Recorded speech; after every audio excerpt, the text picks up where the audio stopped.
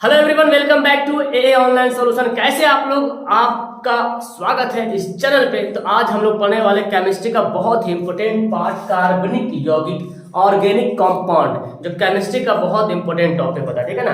तो जानते हैं हम लोग जी कार्बनिक यौगिक क्या होता है, ऑर्गेनिक कंपाउंड क्या होता है। ठीक है ना। स्टार्ट करते हैं लेक्चर को। पूरी वीडियो देखना, बहुत अच्छे तरीके से समझ में आएगा। ठीक है ना।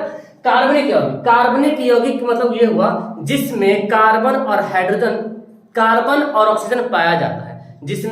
जिस यौगिक में कार्बन और ऑक्सीजन पाया जाता है उसको बोलेंगे कार्बनिक यौगिक। देखिए CO2 क्या एक कार्बनिक यौगिक है? तो यहां देखिए CO2 में कार्बन है और ऑक्सीजन है, तो इसमें कार्बनिक यौगिक है। ठीक है ना, कार्बनिक यौगिक है। ओके, जैसे देखो CaO, क्या इसमें कार्बनिक यौगिक है? क्या ये कार्बनिक यौगिक है? हाँ है। कार्बन और ऑक्सीजन पाया जाएगा जिसमें, उसको बोलेंगे कार्बनिक यौगिक। ठीक है ना। जैसे अपन बोलते हैं H2O, देखिए H2O क्या हो गया? जल हो गया। इसमें क्या है? हाइड्रोजन है, ऑक्सीजन है, कार्बन तो है ही नहीं है ना। तो ये कार्बनिक यौगिक नहीं है। आता सवाल में कि कार्बनिक यौगिक कौन है इनमें से? सुनिए CaCO3 देखिए, है ना, कैल्शियम, कार्बन और ऑक्सीजन। क्या ये कार्बनिक यौगिक है? बिल्कुल कार्बनिक यौगिक है ना। जिसमें कार्बन की मात्रा पाई जाएगी वो कार्बनिक यौगिक कहलाएगा। ठीक है ना। जिसमें कार्बन की मात्रा पाई जाएगी उसको क्या बोलेंगे? कार्बनिक यौगिक। एक वैज्ञानिक था बर्जीलियस नाम का। ठीक है ना। बर्जीलियस नाम का एक वैज्ञानिक था, बर्जीलियस नाम का। उन्होंने बोला था कि कार्बनिक यौगिक एक ऐसा यौगिक है जिसे दुनिया की किसी भी प्रयोगशाला में बनाया नहीं जा सकता है। मतलब बर्जीलियस वैज्ञानिक ने दावा कर दिया था कि दुनिया का कोई भी वैज्ञानिक जो है कार्बनिक यौगिक नहीं बना सकता है, क्योंकि बोला गया कि कार्बनिक यौगिक जो नेचुरल होता है भगवान ही इसे बना सकता है। ठीक है ना। ये किसने बोला था? बर्जीलियस ने ऐसे बोला था कि कोई भी इंसान कार्बनिक यौगिक को बना ही नहीं सकता है, क्योंकि ये जो होता है क्या होता है? प्राकृतिक होता है। ठीक है, नेचुरल होता है। लेकिन इसी का चेला था ओहलर, पढ़े होगा आप लोग, ओहलर। इसी का चेला था ओहलर। ठीक है ना। इसके सिद्धांत को तोड़ दिया। मतलब इन्होंने बताया था कि जैव शक्ति का सिद्धांत वही बोला गया कि कोई भी नहीं बना सकता है, सिर्फ भगवान के सिवा इसको कोई बना ही नहीं सकता है। उसको जैव शक्ति का सिद्धांत बोला था। तो उसका चेला ओहलर था। इन्होंने सबसे पहले यूरिया को बना दिया, NH3CONH3। ठीक है ना। ये क्या होगा? यूरिया। ठीक है ना। तो सबसे पहले बर्जीलियस का जो चेला था ओहलर ने प्रयोगशाला में दुनिया का सबसे पहला कार्बनिक यौगिक बना था यूरिया। इसके सिद्धांत को तोड़ दिया है। और आज देखा जाए तो करीब 4 लाख से ज्यादा ऐसी चीजें हैं जो कार्बनिक यौगिक है। आपके नजरों से जो कुछ भी दिख रहा है लगभग 99.999% जो है ना वो कार्बनिक यौगिक से मिलके बना है। तो आपको समझ में आ गया कार्बनिक यौगिक कौन कौन है, कौन नहीं है। कार्बनिक यौगिक में जो कार्बन है, कार्बन के कुछ अपरूप है, कुछ अवतार है, हम शक्ल जिसको बोलते हैं ना, अपरूप, उसी के जैसा। जैसे देखिए कार्बन के कुछ अपरूप है, ध्यान से समझेंगे। पहला अपरूप है ग्रेफाइट। ठीक है। दूसरा हीरा। ठीक है। तीसरा कोयला भी जो है कार्बन के अपरूप है। और चौथा जो फ्लोरीन है, क्लोरीन नहीं, फ्लोरीन। ठीक है। कार्बन के चारों अपरूप है। सवाल बनता है कि हीरा क्या है? कार्बन का अपरूप है। ग्रेफाइट क्या है? कार्बन का अपरूप है। कोयला क्या है? कोयला भी कार्बन के अपरूप है। फ्लोरीन भी कार्बन के अपरूप है। अपरूप, ठीक है ना। ठीक है, कार्बन के अपरूप है। सब कोयला जो एकदम अशुद्ध होता है, क्या होता है? अशुद्ध होता है। सबसे अशुद्ध अगर देखा जाए कार्बन में तो कौन है? कोयला। कार्बन में सबसे अशुद्ध देखा जाए तो कोयला है। और सबसे शुद्ध देखा जाए तो क्या है? वो हीरा है। सबसे शुद्ध अगर देखा जाए कार्बन में, कौन सा कार्बन सबसे शुद्ध है? क्या हो जाएगा? हीरा। सबसे शुद्ध पदार्थ, सबसे शुद्ध कार्बन है वो कौन है? हीरा है। और ग्रेफाइट जो है वो स्नेहक है। क्या है? अस्नेहक। अब बोलेंगे सर अस्नेहक क्या होता है? ग्रेफाइट जैसे पेंसिल वाला जो देख रहे हैं, पेंसिल को अगर यहाँ पे हम ऐसे रगड़ेंगे, पेंसिल को अगर हाथ में रगड़ लीजिएगा तो बहुत चिकना हो जाएगा। जो आपके अंगूठे में जो दरार है ना छोटा छोटा, तो पेंसिल से जब ऐसे रगड़ो तो पूरा उसका जो ग्रेफाइट जो है वो जो छोटा छोटा दरार है उसमें भर जाएगा। जैसे जब अंगूठा का साइन दोगे तो फिर वो फिंगर प्रिंट नहीं ले पाएगा, नहीं लग पाएगा, क्योंकि बहुत चिकना है।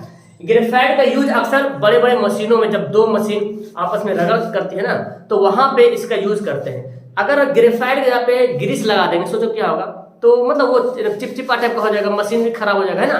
तो दो मशीनों के बीच जहाँ पे रगड़ खाती है दो मशीन जहाँ पे रगड़ खाना है तो मशीन घिस ना जाए, है ना, उसके लिए कुछ लोग ग्रीस भी यूज कर लेते हैं। मतलब नहीं जानकारी होने पर ग्रीस, तो ग्रीस जो है खराब कर देता है ना, वो थोड़ा जगह भी खराब कर, चिपचिपा टाइप हो जाएगा। अगर ग्रेफाइट यूज किया तो कुछ खराब नहीं करेगा और रगड़ खाने से ही बचाएगा, और जो काम है ना आगे पीछे होने का वो भी काम हो जाएगा। तो ये ग्रेफाइट क्या है? अस्नेहक के रूप में इसका इस्तेमाल किया जाता है। ग्रेफाइट जो है विद्युत का कुचालक है। क्या है? कुचालक, मतलब इससे बिजली प्रवाहित नहीं होती है, ठीक है ना, सॉरी सुचालक है, सुचालक। और हीरा क्या है? कुचालक, ठीक है। तो हीरा से बिजली प्रवाहित नहीं होती है और ग्रेफाइट से विद्युत में प्रवाहित हो जाती है, बिजली जो है विद्युत धारा जो है प्रवाहित हो जाती है। और ग्रेफाइट जो है क्या? अधातु भी है, धातु नहीं बल्कि अधातु है। ओके, तो याद रखें ग्रेफाइट जो अस्नेहक के रूप में काम करता है, ये सुचालक है, ठीक है, यानी कि बिजली प्रवाहित होती है। हीरा जो है शुद्ध है और क्या, ये कुचालक है। ये जो ग्रेफाइट है ये भंगुर होता है। क्या होता है? भंगुर। भंगुर मतलब हुआ इसको मारेगा, हथौड़ी से मारेगा टूट जाएगा, चूर चूर हो जाएगा, है ना। कोई भी ईटा से, मतलब ईटा से या पत्थर से अगर ग्रेफाइट को मारेगा तो चूर चूर हो जाएगा, भंगुर उसको बोलते हैं। और हीरा जो बहुत बड़ा कठोर है। क्या है? कठोर होता है। हीरा क्या होता है? कठोर। दुनिया का सबसे ज्यादा कठोर पदार्थ कौन है? हीरा है। सवाल में बनता है इनमें से सबसे कठोर पदार्थ कौन है? तो हीरा है। इसीलिए हीरा का जो है ना कांच को काटने में इस्तेमाल करते हैं। कांच का देखते हैं सिल्ली होता है बड़ा बड़ा, तो कांच को ऐसे करके काट लेता है। तो पहले क्या होता ना, रियल में हीरा को काटा जाता था, कांच को ना रियल वाला हीरा से काटा जाता था, लेकिन बेईमानी ज्यादा बढ़ गया, चोरी हो जाने लगा, तो नकली हीरा बनाया, है ना, नकली हीरा, SiC, कार्बोरेंडम, ठीक है ना, कार्बोरेंडम। देखिए नकली हीरा किसको बोलते हैं? कार्बोरेंडम को बोलते हैं। अब जो कांच को काटने में जो इस्तेमाल किया था यही वाला हीरा किया था, कार्बोरेंडम। क्योंकि हीरा है, किसी का भी ईमान भटक सकता है ना कि भाई साहब हीरा है, ले लो, जिंदगी गुजर जाएगा इतना में, इतना छोटा तो रहता है, ये छोटा सा रहता है, ठीक है ना। मतलब सोच देखो, तो ये ना शुद्ध हीरा सही है ना, जो असली हीरा का यूज अब नहीं होता, नहीं के बराबर होता है, क्योंकि जो वर्कर होता है जहां लेके भाग जाएगा तो किसको क्या बोलेगा, कहाँ खो गया। तो अब नकली हीरा का इस्तेमाल किया जाता है, कार्बोरेंडम। और इसका भी काम वही है, कांच को काट देना। तो हीरा नकली कठोर है ना। तो यहाँ पे इतनी सारी बातें आपको समझ में आ गई है। तो चलिए अब हम पढ़ते हैं समायवता। समायवता, समावयवता, समावयवता, आइसोमेरिज्म। आइसोमेरिज्म देखिए, आइसोमेरिज्म होता है क्या? समायवी भी इसको बोला जाता है, ठीक है। समायवता, आइसोमेरिज्म होता है क्या ना, फॉर्मूला सेम फॉर्मूला लिख सकते हैं ना, सेम फॉर्मूला, यानी कि फॉर्मूला जो होगा वो सेम होगा, लेकिन स्ट्रक्चर जो है डिफरेंट होगा, है ना, डिफरेंट स्ट्रक्चर, यानी इसका जो बनावट होगा क्या होगा? अलग अलग होगा। यानी कि समायवता किसको बोलेंगे? जिस यौगिक का जो है ना सेम फॉर्मूला, दो यौगिक हो या एक यौगिक हो, सेम फॉर्मूला। जब कोई यौगिक का फॉर्मूला सेम होता है और उसकी बनावट अलग अलग होती है, यानी कि बनावट दो टाइप से होगी, तीन टाइप से होगी, लेकिन फॉर्मूला वही होगा, तो उसको क्या बोलेंगे? समायवता, समावयवता, यानी कि आइसोमेरिज्म। जैसे देखिए ब्यूटेन का क्या होता है formula? Meth eth pro but, है ना, क्या हो जाएगा? C4, कार्बन चौथा है ब्यूटेन, C4। और कार्बन के दुगना से दो ज्यादा होता है हाइड्रोजन। ब्यूटेन का फॉर्मूला में, एल्केन का फॉर्मूला बताएंगे, कार्बन के दुगना से दो ज्यादा, तो 4 दूना 8, 8 दो 10, ये फॉर्मूला होता है, ठीक है ना। अब इसका हम, ये फॉर्मूला हो गया, अब इसका हम स्ट्रक्चर बताते हैं।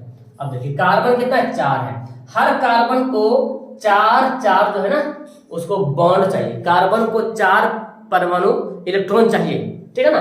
तो यहाँ पे तो C4 लिखा हुआ, ये 4 को कार्बन लिखे, लेकिन हर कार्बन को 4 पीस चाहिए। जैसे कार्बन है तो 4 को इसका बॉन्ड चाहिए, चाहे जैसे भी हो जाए, है ना, एक ही तरफ 4 हो जाए ऐसे भी हो सकता है, एक ही तरफ 3 हो जाए, ये 3 बॉन्ड हो गया, एक बॉन्ड इधर नहीं, कार्बन का देखो 4 बॉन्ड पूरा हो गया, है ना, किसी तरीके से दे सकते हैं, ऐसे भी दे सकते हैं। ये देखिए कार्बन के कितना बॉन्ड मिल गया, 4 बॉन्ड मिल गया, इधर से भी और इधर से भी, और यहाँ पे कुछ ना कुछ था लिखा हुआ, क्योंकि इसका ये दोनों कॉमन है, ये वाला जो डबल है कॉमन है, आगे पढ़ेंगे हम लोग। तो कार्बन के 4 बॉन्ड होना मांगता है, ठीक है ना, और हाइड्रोजन कितना 10 है, तो हम 4 बॉन्ड, तो कार्बन के एक बॉन्ड है यहाँ पे, तो एक इधर से एक इधर से एक इधर, देखो कार्बन के बॉन्ड 1 2 3 4 बॉन्ड हो गया, साथ में क्या करेंगे हाइड्रोजन पुट कर देंगे। ओके, देखो ये कार्बन के वो बॉन्ड है, एक ये जो बॉन्ड है ना कॉमन है दोनों के लिए, ये जो बॉन्ड है दोनों के लिए, ये जो बॉन्ड है दोनों के लिए, तो ये कार्बन का 2 बॉन्ड तो ऑलरेडी हो गया, एक एक बॉन्ड चाहिए, और इसका भी 2 बॉन्ड हो गया, एक एक बॉन्ड चाहिए, इसका भी देखो, इसका तो एक ही बॉन्ड है तो इसका 4 हो चाहिए, हो गया 3 को 4 हो गया, 3 4। देखिए ये क्या है, स्ट्रक्चर बन गया ब्यूटेन का, हो गया। इसको आप नॉर्मल ब्यूटेन ही बोल सकते हैं ना, नॉर्मल ब्यूटेन, नॉर्मल ब्यूटेन बोला जाता है, ठीक है, नॉर्मल ब्यूटेन। एक होता है आइसो ब्यूटेन, ठीक है, क्या होता है आइसो ब्यूटेन। अब देखिए इसका भी वही फॉर्मूला है C4H10, इसका भी वही फॉर्मूला, तो नॉर्मल ब्यूटेन का भी वही फॉर्मूला, आइसो ब्यूटेन का भी वही फॉर्मूला। तो नॉर्मल ब्यूटेन और आइसो ब्यूटेन ये क्या है, समायोजकता है, आइसोमेरिज्म है, फॉर्मूला सेम है, लेकिन इसका स्ट्रक्चर कुछ और है, उसका स्ट्रक्चर कुछ और बनेगा। देखिए क्या होता है, कार्बन कितना 4 पीस है, तो इसका देखिए स्ट्रक्चर कैसे बनता है, यहाँ से एक कार्बन यहाँ पे आ जाएगा। अब देखिए कार्बन को 4 को चाहिए, 4 बॉन्ड कार्बन को पूरा होना है, तो कार्बन के वो पूरा हुआ, एक तो पूरा हुआ, क्योंकि ये वाला ये जो बॉन्ड है दोनों के लिए है, ये जो बॉन्ड है दोनों कार्बन के लिए, ये जो बॉन्ड है ऊपर और नीचे दोनों के लिए, ठीक है। तो इसको 3 ठो और चाहिए, 3 ठो और दे देंगे यहाँ पे बैठा के 3 बॉन्ड, ठीक है। हाइड्रोजन के भी एक ठो पूरा हो गया, यहाँ से ये जो बॉन्ड है ना, ये जो बॉन्ड हो रहा है ये हाइड्रोजन के लिए भी है, कार्बन के लिए भी है, ये जो बॉन्ड है हाइड्रोजन के लिए कार्बन के लिए, ये बॉन्ड है दोनों के लिए, ठीक है ना। जब भी बॉन्ड बनता है तो दोनों के लिए रहता, अकेला किसी के नहीं रहेगा, ठीक है ना। अब देखो कार्बन के यहाँ भी चाहिए तो इसको भी दे देंगे, यहाँ भी चाहिए इसको भी दे देंगे। ये कार्बन के देखो केट हो गया पूरा, 3 को पूरा हो गया, एक इधर से एक इधर से एक इधर, 3 पूरा हो गया, तो एक बॉन्ड चाहिए, यहाँ पे एक बॉन्ड दे देंगे। ये कार्बन के एक ठो बॉन्ड पूरा हो गया तो 3 ठो और बैठा देंगे यहाँ से। देखिए यही है आइसोमेरिज्म, ठीक है ना, यानी कि जिस यौगिक का जो है ना क्या होगा, फॉर्मूला सेम होगा, है ना, फॉर्मूला सेम, सूत्र सेम, परमाणु में अनुसूत्र जिसको बोलते हैं, सूत्र जो है सेम हो, समान सूत्र हो, लेकिन संरचना अलग अलग हो। देखो संरचना इसका अलग है, इसको अलग है, किसी को दिक्कत है, आइसोमेरिज्म बहुत अच्छे तरीके से समझ में आ गया।